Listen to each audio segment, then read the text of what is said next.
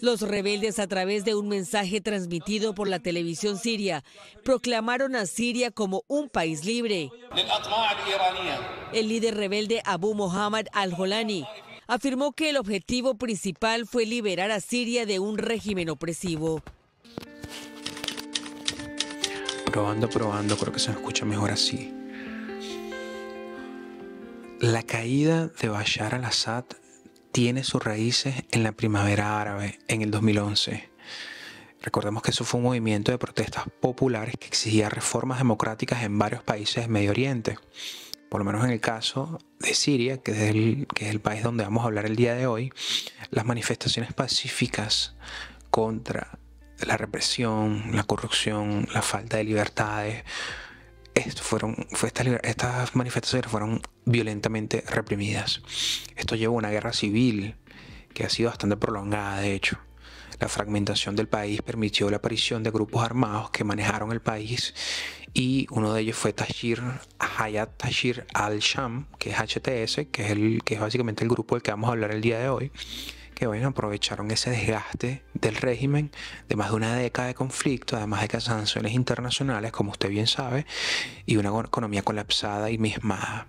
Esto debilitó el gobierno de alguna manera y culminaron con su derrocamiento en 11 días por esta insurgencia. Recordemos que Bashar al-Assad no estaba destinado a ser presidente, más bien él era oftalmólogo y trabajaba y vivía en Londres, y fue debido a que su hermano falleció en el 94, en el que se le pidió a que fuera a Siria a suceder a su padre, que eventualmente moriría en el año 2000. Entonces, fíjense, la situación en Siria sigue siendo bastante inestable. A pesar de que se ha ido Bashar al-Assad y que han sacado todos los muertos todos los presos de las cárceles, sigue siendo muy inestable. Hay desafíos significativos en términos de seguridad y gobernabilidad. Bueno, de hecho fue la razón por la que Israel ha hecho 135, 360 y pico bombardeos estos últimos días. Vamos a hablar de eso más adelante.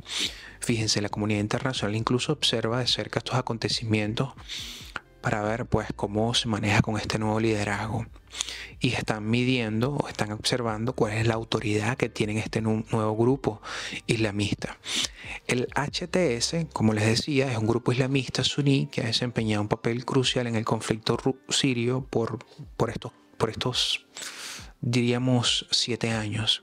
El país, el medio de comunicación que lo utilicé como referente para este episodio, explica que la caída del régimen de Bashar al-Assad y las complejidades que enfrenta Siria en esta transición hacia la democracia, dicen ellos democracia, destaca que la derrota de Assad se debe en parte a la estrategia de Abu Mohammad al-Jolani, que este es el líder después de este grupo que se llama Hayat Tahrir al-Sham, que es HTS. Vamos a decir HTS para que sea más sencillo de entender.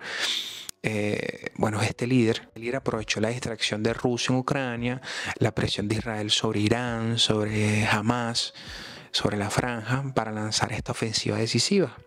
Turquía emerge también como un personaje principal, como un beneficiario geopolítico clave, y de hecho esa fue la razón por la que me motivé a hacer este episodio, porque no solamente un tema de que un dictador salió del gobierno, no, es un fenómeno multifacético.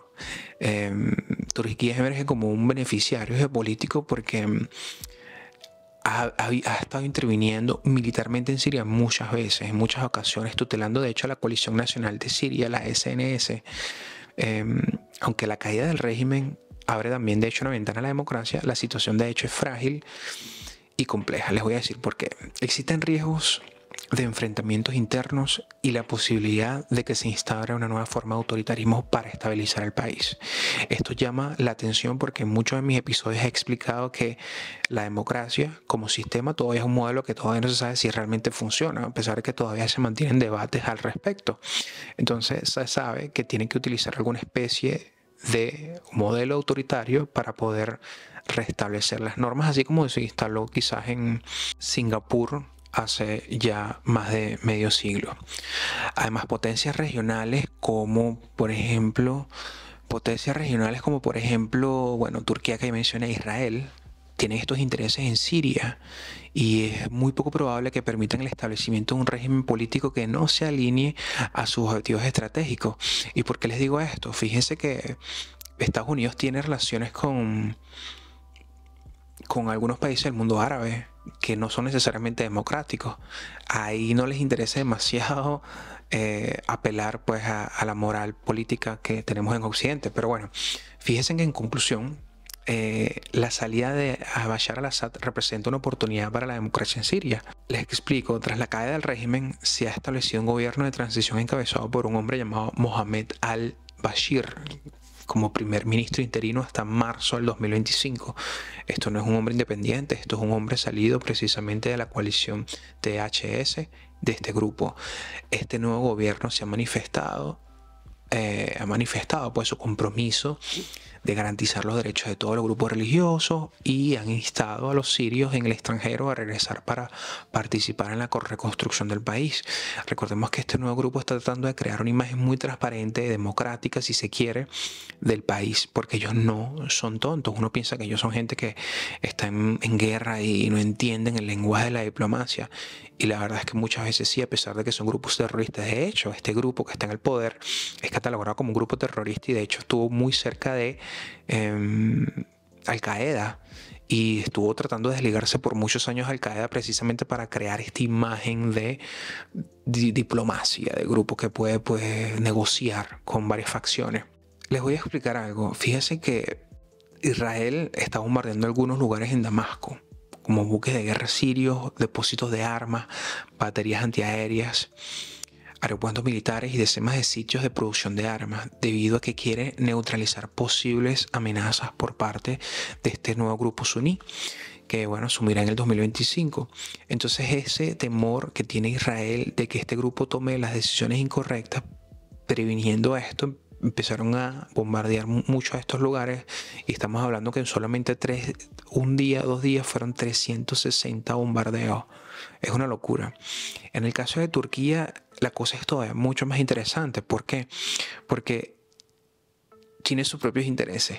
Y son, por ejemplo, Turquía teme que las fuerzas kurdas en Siria establezcan un territorio autónomo cerca de su frontera. Esto podría inspirar a los kurdos en Turquía a intensificar su lucha por la independencia. Hay muchísimos turcos en Turquía.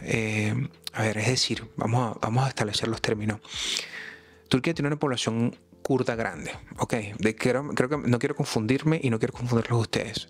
Turquía tiene una población turca grande. Por si acaso, la población de Turquía no son los kurdos, son los turcos. Y los kurdos son un grupo étnico que lo que buscan básicamente es su independencia. Es como una especie de... Bueno, no quiero poner ejemplos, o los ejemplos son odiosos, pero es como como Israel, los judíos tratando de conseguir instaurar su propio Estado. Es más o menos algo parecido. Entonces ellos están buscando su independencia o instaurar un Estado. De hecho, los judíos son 15 millones y los kurdos estamos hablando que son casi 30 millones de personas, tienen el doble de legitimidad de crear su propio Estado y su independencia. Ahora, como vemos, este conflicto con Siria es multifacético porque Turquía lo que no quiere es que los kurdos establezcan zonas de independencia al norte de Turquía para incentivar a los kurdos que viven dentro de Turquía a exigir su propio territorio. Entonces, como se dan cuenta, esto no es solamente que Bashar al-Assad se fue y fue tomado por un grupo de locos terroristas. No, esto es mucho más allá que eso. Y fíjense que en el desarrollo de estos episodios me he dado cuenta de que uno a veces piensa que los conflictos son de 10 años acá y por lo general son milenarios. Fíjense que precisamente proviene del 2011 con las primaveras árabes, debido a que estas diferentes fracciones estaban exigiendo la democracia en el país o los derechos de cada uno de estos grupos, y nació, por ejemplo, este grupo que es Fatah Tahrir al-Sham, el HTS. Es una locura la manera en que la historia funciona. De verdad que yo no sé cómo hará la gente que vivirá después de 100 años y tendrá que estudiar la historia nuestra y la historia anterior a la nuestra. Es demasiada información. Yo espero que esta información sea bastante clara para ustedes y avísenme si hay algo que se me escapa. Y espero verles en una próxima oportunidad. Recuerden que este podcast se transmite a través de diferentes plataformas y Mi nombre es Manuel, así que espero verles en una próxima oportunidad. Muchas gracias.